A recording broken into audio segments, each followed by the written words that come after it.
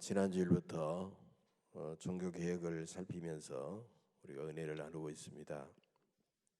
바로 어제 10월 31일이 마틴 루터의 종교 개혁 기념일, 530년이 되는 마틴 루터의 종교 기념일이었기 때문에 오늘은 두 번째 시간으로 오직 믿음이라는 주제로 마틴 루터에 대해서 살펴보면서 은혜를 나누고자 합니다.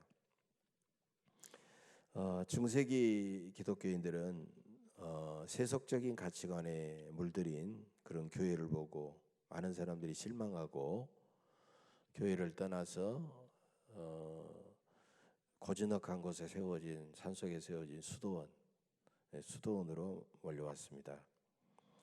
수도원에서는 세상을 떠나서 수도사가 되어서 수도원에서는 겸손과 침묵과 청빈을 강조했고, 또 세상의 지적인 문화가 초토화된 그런 세상 속에 수도사들은 끊임없이 성경의 사본을 필사했고, 그리고 기독교 고전을 필사해서 그들은 보관을 했죠. 수도원의 서적 정리 보관 기술이 워낙 타고나서 지금까지도 서구 기독교의 많은 대학들이 수도원의 그런 서적 도서관에서 그대로 사용하고 있다는 겁니다. 마틴 루터는 수도원의 수사로서 그런 수도 문화에서 배출한 인물입니다. 우리가 종교개혁하면은 마틴 루터만 생각하는 경우가 많은데 또 요한 칼빈까지는 생각하죠. 그런데 종교개혁의 삼두마차가 있어요. 첫째로 마틴 루터, 두 번째로 울리 쯔빙글리, 세 번째로 요한 칼빈, 이 세 사람인데, 마틴 루터는 가장 먼저 종교개혁의 봉합보를 올린 사람입니다. 법을 공부했던 법학도했던 루터는 22살에 1483년에 독일에 부유한 광산 주인의 아들로 태어났고요. 법대에 들어가서 법학도했습니다. 그런데 22살에 친구와 함께 길을 가다가 폭우를 만나게 돼요. 많은 비가 쏟아졌습니다. 천둥번개가 치면서. 그런데 갑자기 하늘에서 천둥번개가 치면서 벼락이 떨어져서 바로 옆에 가던 친구가 그 자리에서 벼락이 맞아 죽습니다. 루터는 얼마나 놀랐겠습니까? 그 자리에 벌벌 떨면서 엎드려가지고 이렇게 기도합니다. 성 안나여, 저를 살려만 주시면 수도사가 되겠습니다. 성 안나는 마리아의 또 다른 이름이죠. 캐톨릭에서는 마리아에게도 기도하니까요. 그리고 그 서원대로 아버지는 반대했지만 아버지의 고집을 꺾고 마침내 어거스틴 수도원에 들어가서 수도사가 되었습니다. 루터는 수도사가 되어서 자기의 죄 문제 때문에 깊이 고민하면서 수도원의 규율을 철저하게 지켰고, 그리고 금식하고 노동하고 또 선한 일을 하면서 구원의 자유와 구원의 기쁨에 도달하고 했지만 오히려 이상하게 죄책감만 더 커졌어요. 그래서 루터는 수도원 선임 사제에게 가가지고 계속해서 고해성사를 합니다. 고해성사는 알죠? 자기가 죄를 지으면 가서 죄를 고백하고 사제로부터 죄 용서를 받는 것이죠. 근데 선임 사제는 너무 자주 별것 아닌 일 가지고 너무 자주 고해성사를 하고는 루터가 너무 귀찮았어요. 그리고 짜증을 내면서 이렇게 말합니다. 제발 제대로 된 죄를 짓고 와서 고해성사를 해라, 이렇게 말합니다. 제발 제대로 된 죄를 짓고 와서 고해성사를 해라. 오직했으면 그러겠습니까? 그만큼 죄에 대해서 깊은 고민을 했어요. 그래도 루터는 계속해서 찾아오자 이제는 이렇게 말합니다. 이제 그만 오고 하나님을 사랑해보라, 이렇게 말합니다. 그러나 루터는 뜻밖에도 그 선임사제에게 이렇게 말을 해요. 나는 하나님이 너무나도 밉다라고 대답을 합니다. 실제로 루터가 쓴 일기를 보면 나는 죄인에게 벌을 주시는 하나님이 너무 밉고 화가 난다, 이렇게 썼다고 합니다. 죄책감을 털어내지 못한 루터는 1510년 가톨릭 교회의 성지였던 노마를 찾아갔지만 그곳에서 교회 지도자들, 성직자들의 타락한 모습을 보고 큰 충격을 받고 고민에 빠지게 됩니다. 어느 날 루터의 스승이었던 요한 스타우피츠 교수라는 분이 있었는데 이분이 루터의 생애에 엄청난 영향을 줬던 사람입니다. 요한 스타우피츠 이분이 어이 루터 자네는 성경을 더 깊이 연구해 보게라고 그렇게 이야기를 합니다. 그래서 그분은 루터는 이제 성경을 깊이 공부하고 연구를 해서 마침내 성경학자가 됩니다. 성경학자가 되었고 그리고 얼마 후에 스타우피츠 교수의 추천으로 인약 30세에 비텐베르크 대학의 교수로 이제 채용이 되었습니다. 1515년 루터는 성경을 깊이 이제 탐독해 가다가 오늘 봉독한 로마서 바로 1장 16절 17절 이 본문에 이르러서 엄청난 깨달음과 은혜를 받게 됩니다. 복음에는 하나님의 의가 나타나서 믿음으로 믿음에 이르게 하나니 기록된 바 오직 의인은 믿음으로 말미암아 살리라 함과 같으니라. 이 말씀은 루터가 기독교 종교개혁을 일으켰던 유명한 바로 성경 구절이죠. 루터는 깨달았어요. 지금까지 구원받으려면 선행을 많이 하고 금식을 많이 하고 고행을 많이 하는 게 아니었구나. 우리가 구원받으려면 예수 그리스도의 은혜를 믿는 믿음으로써 구원을 받는구나. 이것으로만 우리는 충분하는구나라고 그렇게 새롭게 깨달았어요. 바로 이것이 이신득의, 다른 말로 하면 이신칭의라고. 믿음으로써 구원을 받는다. 믿음으로써 의롭다 하면 인정을 받는다라는 그런 교리입니다. 여러분, 이것은 루터의 이런 깨달음은요, 가톨릭이 1000년 이상 가르쳐온 구원론에 대한 새로운 도전이었던 것입니다. 가톨릭 교회에서는요, 사람이 구원받으려면 믿음으로만 안 된다, 믿음으로만 부족하다, 거기다가 선행을 더해야 되고 교회가 명령한 7가지 성례에 대해서 충실하게 이행을 해야 된다라고 그렇게 주장을 했어요. 심지어는 예수를 믿었더라도 교회가 명령한 이런 것들과 그 다음에 7가지 성례를 이행하지 않으면 구원을 잃어버릴 수도 있다라고 그렇게 가르쳤습니다. 그래서 성도들은 교회의 명령에 늘 힘들지만 충성해야 되겠고 항상 구원을 일으켜봐 전전긍긍 불안하고 두려웠던 것입니다. 루터가 깨달은 이 신등이 교리는 가톨릭 교회의 뿌리를 근본적으로 흔들었어요. 루터는 그래서 그때부터 주장합니다.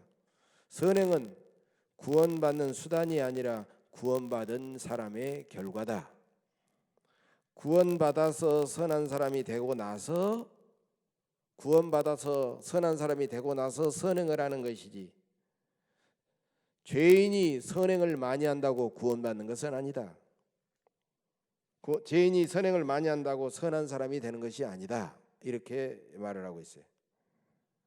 또 그때까지 가톨릭 교회는 하나님과 사람들 사이에서 끊임없이 구원을 중재한 그런 사람이었지만은 이신득이 교리에서는 구원만이 필요하지 그런 가톨릭 교회의 중재가 필요 없었다는 겁니다. 16세기 초 1500년대 초죠. 그 당시 레오 10세 교황은 베드로 성당을 증축하는 헌금을 많이 거두려고 연옥 교리를 통해서 면죄부 판매 제도를 시행하게 되었습니다. 그리고 그 당시에 가장 설교를 잘했던 요하네스 테첼이라는 사람이 마침내 이런 설교를 했습니다.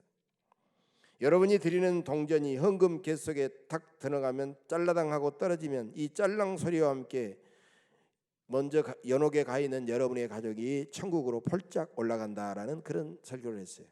유명한 설교입니다. 그런 식으로 무지한 사람들을 현혹해서 막대한 헌금을 거둬들였던 것입니다. 1517년 10월 31일 드디어 루터는 크게 분노하여 그가 일하고 있던 비텐베르크 성당 문에 95개 논제를 써붙입니다. 이 95개 논제는 95가지 논제이지만 크게 3가지로 분류해 보면 교황청의 면죄부 판매와 재용서에 대한 교황의 권위와 교회의 참된 보화에 대한 그런 비판이었던 것입니다. 이런 내용입니다. 교황은 어떤 죄도 용서할 권리도 능력도 없다. 예수 그리스도의 보혈로서만 인간의 죄는 용서받는다. 교회의 참된 보화는 구원에 대한 복음이지 성인들의 선행이 아니다. 교황은 영혼을 연옥에서 놓아줄 힘이 없고 설령 그럴 힘이 있더라도 거저 주어야 한다. 거저 놓아줘야 된다. 교황은 베드로 성당을 더 크게 증축할 것이 아니라 그 성당을 팔아서라도 이 땅에 가난한 자를 구제해야 된다. 여러분, 정말 이 핵폭탄과 같은 엄청난 그런 논제였습니다. 95가지 논제였습니다. 이 논제는 독일을 그리고 유럽의 사방으로 퍼져나갔고 엄청난 파장을 일으켰습니다. 많은 사람들이 교황청의 횡포에 속으로만 꿈꾸고 앓고 있었지 분노하고 있었기 때문입니다. 교황청은 발칵 뒤집었습니다. 루터에게 당장 교황청으로 와서 종교 재판을 받으라고 그렇게 통보를 했습니다. 루터는 교황청으로 가면 죽는다는 사실을 뻔히 알고 가지 않았습니다. 그리고 오히려 교황이 범죄자의 수괴라고 그렇게 비판을 했습니다. 루터는 처음에는 설마 교황이 그렇겠느냐? 교황보다는 교황 주변에 있는 다른 고위급 사제들이 그런 것들을 만들어냈고 그런 헌금을 걷는다고 그렇게 생각을 했어요. 그러나 알고 보니까 교황이 몸통이었던 것입니다. 1519년 루터는 교황청이 보낸 존 에크라는 신학자와 열띤 토론을 벌였습니다. 존 에크는 루터가 100년 전에 교황에게 항거했다가 화형당했던 얀 후스, 지난주에 이야기했죠. 지난주에 설교했죠. 얀 후스와 똑같은 주장을 하게 만드는 것이 그 에크의 계략이었던 것입니다. 루터는 그걸 뻔히 꿰뚫어 보면서도 그걸 알면서도 담대히 교황이 기독교 신앙의 토대를 세울 수 없고 오직 성경 말씀으로만 세울 수 있다고 얀 후스의 주장과 똑같이 주장을 했어요. 이것은 루터의 신학이 오직 믿음으로, 오직 은혜로, 오직 말씀으로 세 가지 중심축 하나인 오직 성경으로였던 것입니다. 루터는 가톨릭 교회가 1000년 이상 지켜온 7가지 성례, 또 다른 말로 하면 성사라고도 합니다. 성사, 거룩한 일, 성사를 비판했습니다. 7가지 성례, 성사를 살펴보면 우리가 말하는 성만찬은 그들에게는 성체 성사입니다. 그리고 사제 안수, 신부 안수식은 신품 성사예요. 우리가 말하는 세례는 영세 성사. 그다음에 우리가 생각하는 견신례는 견진 성사. 죄를 사제에게 고백하는 고해 성사. 그리고 결혼식이 성사입니다. 결혼식은 혼인 성사. 그다음에 장례식은 종부 성사였습니다. 가톨릭 교회는 이 성례를 통해서 요람에서 무덤까지 한 사람의 삶의 모든 과정을 일일이 개입하고 중재하고 통제하고 그렇게 했던 것이에요.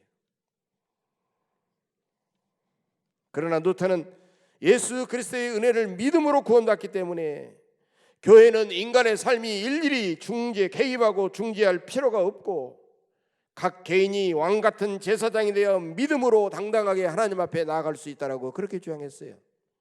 바로 이것이 루터의 유명한 만인사제직, 만인제사장직이라는 이름입니다.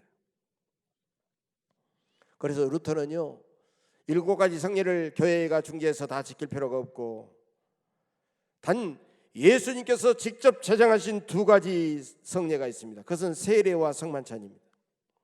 세례와 성만찬 2가지는 교회가 주관해야 될 성례전이다라고 그렇게 인정을 했어요. 그리고 나머지 5가지는 개인의 예식으로 남게 되었던 것입니다. 오늘날 개신교는 세례와 성만찬만 거룩한 예전으로 지키고 있고 그러나 가톨릭 교회는 지금도 7가지 성례를 그들은 다 변함없이 지금도 지키고 있습니다. 루터에게 격분했던 레오 10세 교황은 이런 칙령을 내립니다. 오 주여 일어나소서, 멧돼지 한 마리가 주님의 포도밭을 짓밟고 있습니다. 여러분, 교황도 너무했죠. 루터를 멧돼지라고 그렇게 지칭하고 있어요. 그리고 이 칙령을 루터에게 보내면서 60일, 2달 안에 너의 주장을 철회하지 않으면 내가 너를 파문하겠다, 그렇게 하면서 루터가 썼던 모든 책들을 다 불태워버렸습니다.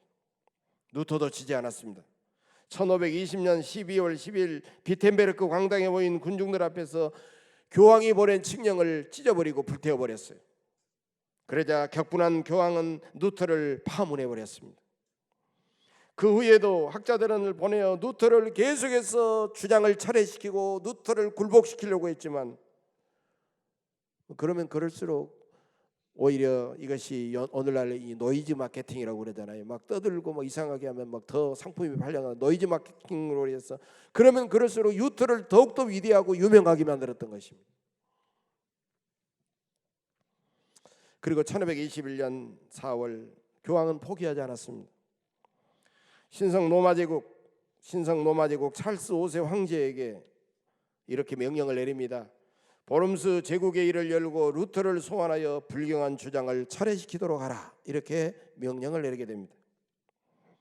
루터의 친구들은 루터가 보름소로 가면 너무나도 신변 안전이 위험해서 극구 가지 않도록 만류를 했습니다.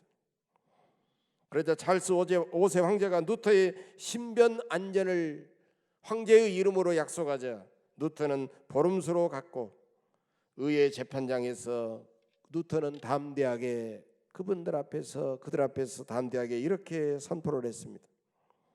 나의 양심은 하나님의 말씀에 사로잡혀 있습니다. 나는 내 주장을 철회할 수도 없고 철회하지도 않을 것입니다.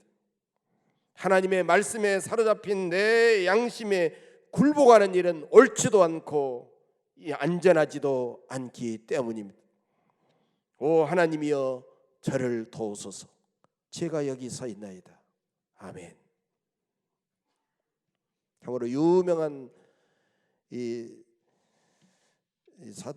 아테네 루터의 유명한 보름소의 진술이죠. 교황은 찰스 5세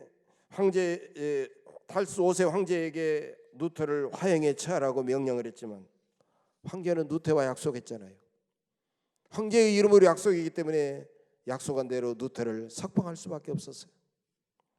그 대신 루터의 책들을 모두 다 불법이라고 규정을 했고, 루터를 도와주는 사람들은 루터와 똑같은 벌을 앞으로 받을 것이라고 그렇게 위협을 했습니다. 루터는 이제 보름소라는 지역에서는 안전했지만 집으로 돌아가는 길이 까마득했어요. 막막했습니다. 왜냐하면 집으로 돌아가는 도중에는 교황청에서 보낸 자객들 때문에 너무나도 목숨이 위태로했던 것입니다. 그런데 놀랍게도 작센주의 프레드릭 영주라는 사람이 루터를 몰래 이렇게 보자기로 씌워가지고 납치를 해가지고 발트부르크 성에다가 몰래 숨겼습니다. 그곳에서 루터는 이름도 바꾸고 겉모습도 바꾸고 완전히 바꿨습니다. 누가 그걸 알고 거기까지 와서 죽일지 모르기 때문입니다. 그러면서 11개월 동안 조용히 죽어 지내면서 루터가 했던 일은 어려운 라틴어 성경을 쉬운 독일어로 번역한 일을 했던 것입니다. 1534년 루터가 번역한 독일어 성경은 무려 50만 권이 출간되어 독일 전역으로 반포가 되었고, 독일 국민들은 한 번도 가지지 못한 그 독일어 성경을, 그 쉬운 독일어 성경을 많은 사람들이 소유할 수 있게 되었던 것입니다. 루터는 41세가 되던 1522년 3월 발트부르크 성에서 다시 비텐베르크로 11개월 만에 돌아와서 16살 연하의 수녀 출신 캐더린 보라라는 여인과 결혼해서 그 후에 6남매를 두게 됩니다. 루터는 위태로운 상황에서 프레드릭 영주의 보호하에서 25년 동안을 평안하게 지낼 수 있었지만, 그때부터 유럽 전역에서는 가톨릭과 루터를 지지하는 개신교도들 간의 치열한 종교 전쟁이 계속해서 일어났습니다. 그리고 마침내 1555년 신성 로마 제국 황제는 어쩔 수 없이 아우스구스부르크 종교회의에서 전쟁의 종식을 선언하면서 각 성의 주민들은 그 성의 영주가 믿는 종교를 믿을 수 있다라고 그렇게 했습니다.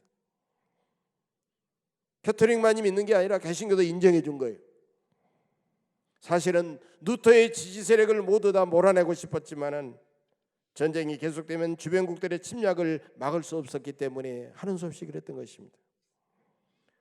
그런데 놀랍게도 그때부터 북유럽의 국가들, 덴마크나 스웨덴이나 노르웨이나 이런 수많은 국가들이 가톨릭을 믿다가 루터를 지지하는 세력으로 다 돌아오게 됐어요. 그러자 신성 로마 제국 황제는 깜짝 놀라가지고 다시 아우스부르크 종교회의의 결정을 번복하면서 모든 영주들은 가톨릭의 명령을 복종해야 된다라고 그렇게 선언을 했습니다. 여러분, 개신교를 믿고 지지했던 영주들이 그 말을 듣고 따라오겠어요? 그래서 영주들은 교황과 로마 황제의 명령에 강력하게 항거하기 시작했습니다. 여러분, 항거하다, 저항하다라는 말이 영어로 프로테스트라는 말이에요. 그리고 항거하는 사람을 프로테스탄트라고 그렇게 말합니다. 그래서 그때부터 개신교도들을 프로테스탄트라고 그렇게 부르게 되었던 것입니다. 바로 우리들이 프로테스탄트들입니다. 여러분, 마틴 루터가 신성 로마 제국과 교황청의 무서운 칼날을 피해서 살아남을 수 있었던 이유가 세 가지가 있어요. 첫째로 유럽은 13세기 중반에 흑사병으로 유럽의 인구 3분의 1, 약 5천만 명이 죽어나갔습니다. 각 성의 영주들은 참혹한 주민들의 삶을 끊임없이 돌보았지만 신성 로마 제국과 교황청은 하는 일도 없이 주민들에게 막대한 세금을 막 거둬들였어요. 그래서 영주들은 신성 로마 제국과 교황청의 지배를 벗어나고 싶었지만은 주민들의 생각은 달랐습니다. 주민들은 성경 말씀을 잘 몰랐기 때문에 구원의 중재자를 자처하는 그 교황청에게 항거하면은 교회에서 출교를 당할 것이 뻔했기 때문에 여러분, 그들에게 교회의 출교는 곧 구원을 잃어버리는 일이 되기 때문에 주민들의 생각은 달랐다는 것이에요. 그런데 뜻밖에도 마틴 루터가 교황청에 항거할 만한 명분을 주었다는 것입니다. 그것은 우리가 믿음으로 구원받는다라는 그 교리 때문에 우리가 구원받기 위해서 교황청의 중재가 필요 없대. 우리는 예수 그리스도를 믿음으로 구원받는데 교황청이 잘못 가르친 거야. 그래서 영주들은 루터의 이 주장을 믿고 환호성을 질렀어요. 그 다음부터 루터는 그들에게 보물덩어리였어요. 그래서 루터를 보호했던 작센주의 프레드릭 영주도 바로 그런 사람들 중에 한 사람이었던 것입니다. 루터가 살아남을 수 있었던 두 번째 이유는 흑사병으로 중산층 상인들이 유럽에 급부상했던 것입니다. 그전에는 농경사회였기 때문에 지주는 농노들에게 토지를 빌려주고 그들에게 세금을 받아서 돈을 벌고 교황청의 뒷바라지를 받아서 교황청의 돈줄이었습니다. 그 지주들은 교황청의 돈줄이었어요. 그런데 흑사병으로 인구는 급감해버리고 토지도 잃으면서 점점 그들은 농업으로는 살아날 수 없기 때문에 상업으로 눈을 돌리게 되었습니다. 마침 15세기 산업혁명의 그런 영향을 점점 받으면서 중반부터 동방과 서방의 교역이 점점 활발해지면서 새로운 상업 루트와 시장이 개척되기 시작을 했습니다. 이제 인구가 밀집된 도시에서 상인들과 금융가들은 함께 모여서 살았고 신성 로마 제국과 황제 교황청은 돈이 몰리는 그곳에 눈독을 들이게 되었습니다. 그러나 상인들은 농민들과는 달리 외부 정보에 민감한 사람입니다. 여러분, 장사를 하려면 외부 정보에 민감해야 돼요. 어디서 뭐가 잘 팔린다더라, 어떤 일이 있었다더라, 잘 그래야만이 상인들은 장사를 잘하잖아요. 외부 정보에 민감했기 때문에 그들은 신성 로마 제국과 교황청의 부당한 세금 징수에 반발을 했고, 그리고 각각의 민족에 따라 독립하기를 민족국가 영주들과 합세하면서 루터와 개신교 세력을 적극 지지하고 옹호하게 되었던 것입니다. 그리고 가장 큰 이유는 르네상스 운동입니다.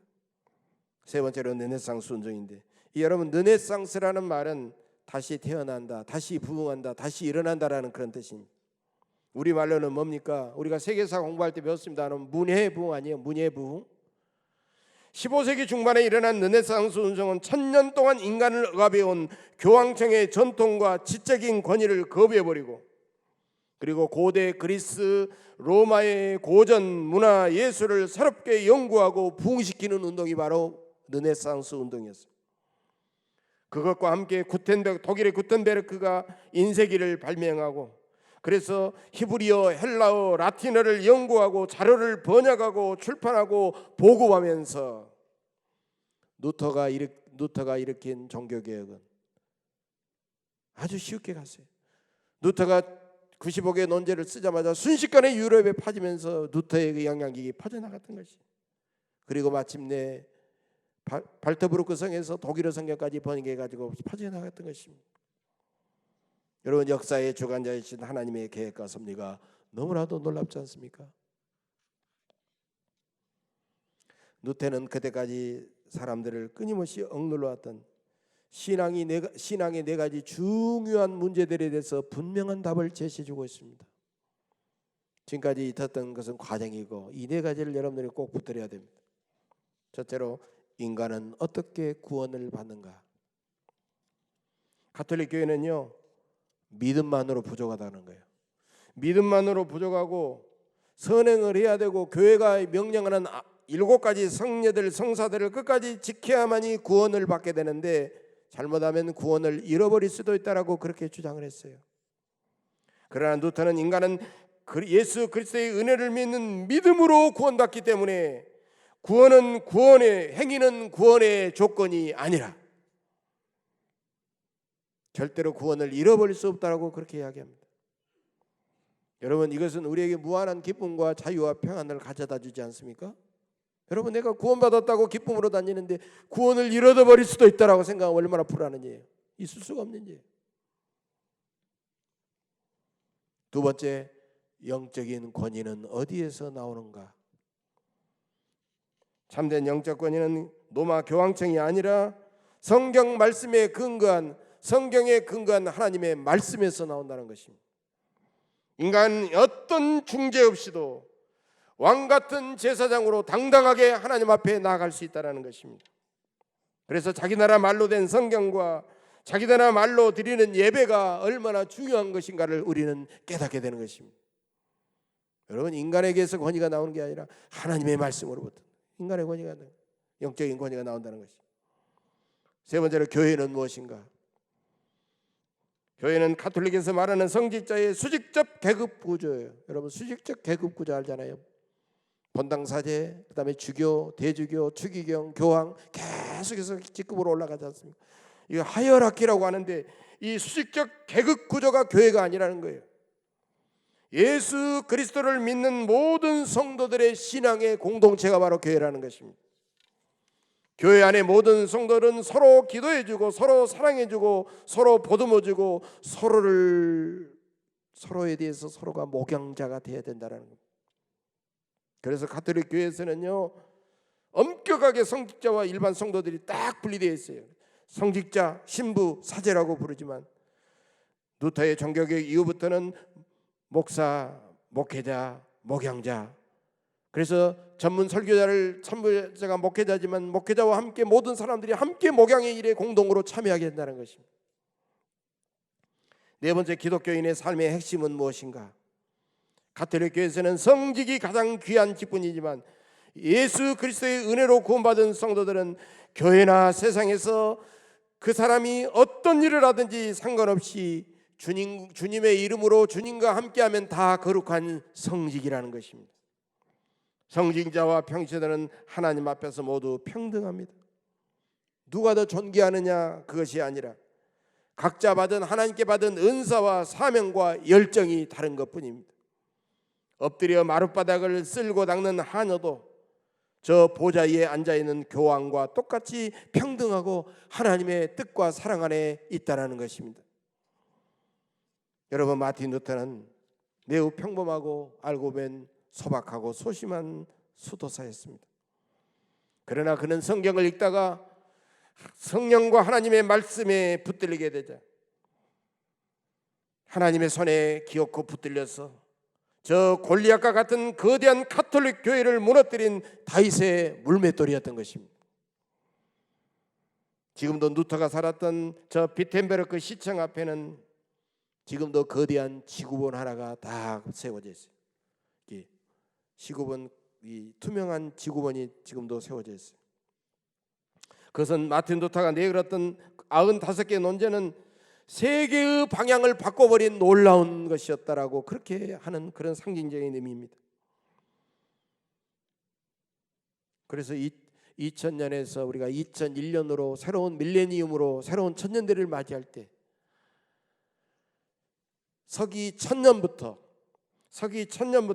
1999년까지 1000년 동안 인류 역사를 바꿔놨던 가장 위대한 사람이 누구인가라고 뽑았는데 많은 사람들이 나왔지만 바로 가장 많은 표를 받았던 사람이 마틴 루터였다는 것입니다.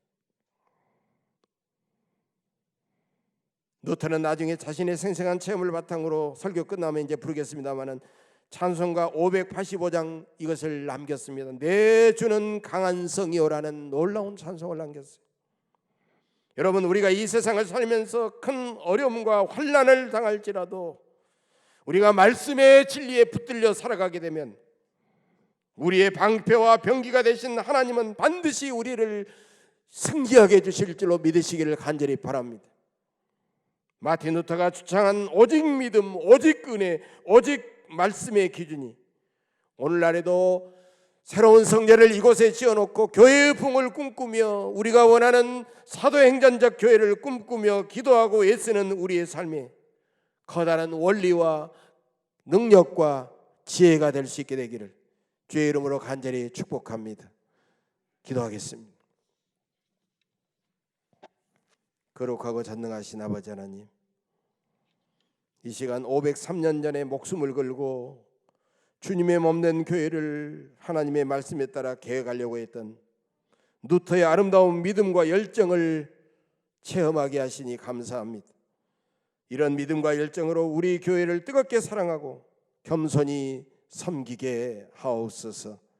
나 자신의 변화와 회개와 변화가 곧 우리 교회의 변화요 한국 교회를 새롭게 변화시키는 큰 원동력이 될 수 있음을 믿게 하옵소서. 이 귀한 사명 저에게 주신 주님께 감사를 드리오며 우리 주 예수 그리스도 이름으로 간절히 기도하옵나이다. 아멘.